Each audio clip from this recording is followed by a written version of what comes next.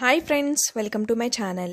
ఈరోజు ఎంతో టేస్టీ అలానే కమ్మగా ఉండే కొబ్బరి అన్నాన్ని ఎలా ప్రిపేర్ చేసుకోవాలో ఈ వీడియోలో చూద్దాం.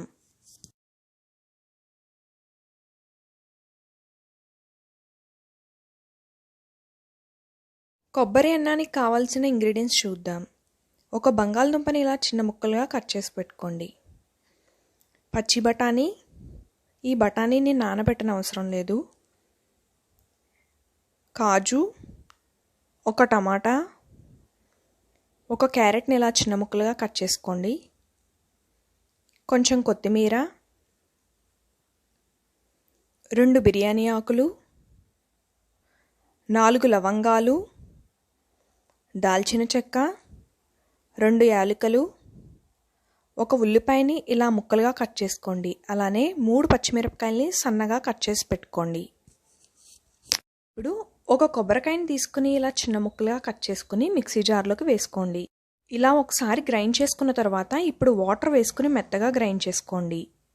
కొబ్బరిని ఇలా మెత్తగా గ్రైండ్ చేసుకున్న తర్వాత ఇప్పుడు ఒక స్ట్రైనర్లోకి వేసుకుని స్పూన్తో కలుపుతూ ఉండండి. ఇలా స్పూన్తో మొత్తం అంతా కలుపుకోవడం వలన మనకి కొబ్బరి పాలు సెపరేట్ అవుతాయి. చూసారు కదా, ఇలా సెపరేట్ అవుతాయి పాలు. ఇప్పుడు ఈ కొబ్బరిని మళ్ళీ మిక్సీ జార్లోకి వేసుకుని వాటర్ వేసుకుని మెత్తగా గ్రైండ్ చేసుకోవాలి. మళ్ళీ బ్లెండ్ చేసుకున్న తర్వాత ఇప్పుడు స్ట్రైనర్లోకి వేసుకుని కొబ్బరి పాలు వచ్చేంత వరకు ఇలా స్పూన్తో కలుపుకోవాలి. ఇప్పుడు స్టవ్ ఆన్ చేసుకుని కుక్కర్ పెట్టుకుని 2 గరిటెల ఆయిల్ వేసుకోండి. అలానే 1 టేబుల్ స్పూన్ నెయ్యి కూడా యాడ్ చేసుకోండి. నెయ్యి కరిగిన తర్వాత మనం ముందుగా కట్ చేసి పెట్టుకున్న ఉల్లిపాయ, పచ్చిమిరపకాయ ముక్కల్ని వేసుకుని వేయించుకోవాలి. ఉల్లిపాయ ముక్కలు బాగా వేగేంత వరకు వేయించుకోవాలి. బ్రౌన్ కలర్ వచ్చేంత వరకు వేయించుకోండి. ఉల్లిపాయ ముక్కలు బాగా ఫ్రై అయిన తర్వాత దాల్చిన చెక్క, యాలకులు, లవంగాలు, బిర్యానీ ఆకు వేసుకోవాలి. ఇప్పుడు వెజిటేబుల్స్ అన్నీ 1 by 1 వేసుకోండి. క్యారెట్ ముక్కలు, పచ్చి బఠానీ, బంగాళదుంప ముక్కలు,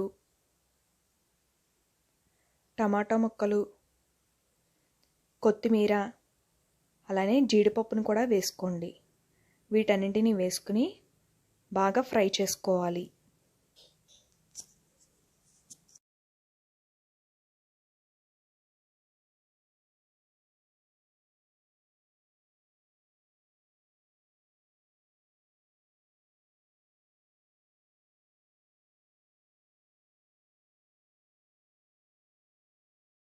వీటన్నింటినీ ఫ్రై చేసుకున్న తర్వాత ఇప్పుడు 1/2 టేబుల్ స్పూన్ అల్లం వెల్లుల్లిపాయ పేస్ట్ కూడా వేసుకుని ఒకసారి కలుపుకోండి.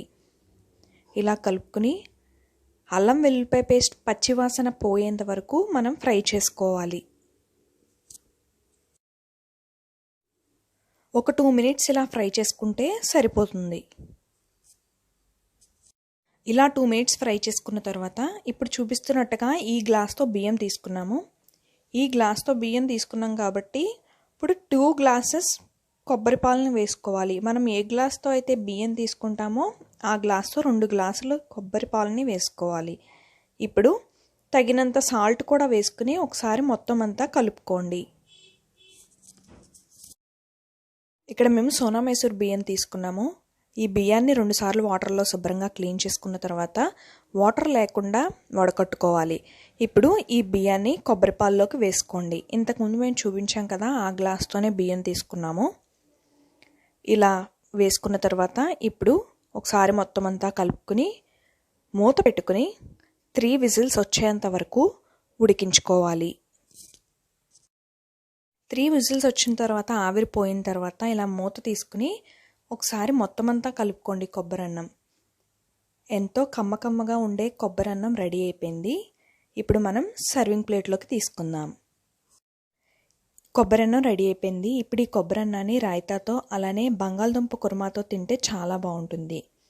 మీకు కూడా ఈ వీడియో కనుక నచ్చినట్లయితే మీరు కూడా ట్రై చేసి ఎలా ఉందో కామెంట్లో చెప్పండి. అలానే ఈ వీడియోని లైక్ చేయండి, షేర్ చేయండి. మరిన్ని వీడియోస్ కోసం మన ఛానల్ని సబ్స్క్రైబ్ చేయండి.